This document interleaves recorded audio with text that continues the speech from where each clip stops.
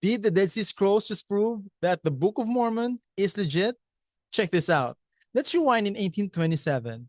A young farm boy named Joseph Smith claims that an angel named Moroni led him to an ancient record buried in a hill in upstate New York. Fast forward a bit, and we get the Book of Mormon, scripture supposedly written by ancient prophets on the American continent. Naturally, people had questions. Is this real? Could Joseph had made it all up? Well, here's where things get more wild. In a scripture reference found in 1 Nephi chapter 2, verses 6 to 7, Lehi builds an altar outside Jerusalem and offers a sacrifice after traveling 3 days into the wilderness. Now, hold on. Why is that detail important? Because back in the Old Testament, the law was very clear.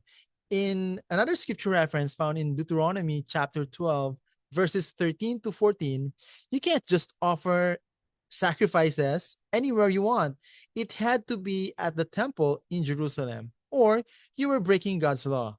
Even in Exodus chapter 20, verse 25, says that the altar had to be made a certain way, not even shaped with tools. So, how was Lehi, a prophet, not breaking the law? Here comes the Dead Sea Scrolls. Discovered in 1947, that's 120 years after Joseph Smith got the plates, the Dead Sea Scrolls include an ancient Jewish regulation. One scroll says, "You shall not slaughter clean cattle within a distance of 3 days' journey from my sanctuary," meaning the temple in Jerusalem. "It is rather in my sanctuary that you shall slaughter it." Boom! That's the key. Lehi's family traveled 3 days into the wilderness, past the sacrificial boundary, and only then did he build an altar and offer sacrifice. Joseph Smith wouldn't have had no way to know that detail in 1827, but somehow it's in the Book of Mormon. So let's get things straight.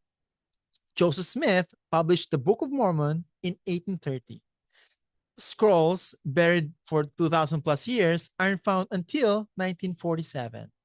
But both agree 3 days' journey was the limit for legal sacrifice outside Jerusalem. Coincidence or another subtle witness that this book might just what it claims to be? Let's be honest, there's no way that an obscure farm boy could have known about the 3 day boundary law that wasn't even discovered until over a century later. But it's right there in 1 Nephi. The truth was buried in two places, in a cave near the Dead Sea and in a hill in upstate New York. And both testified of the same 3 day rule.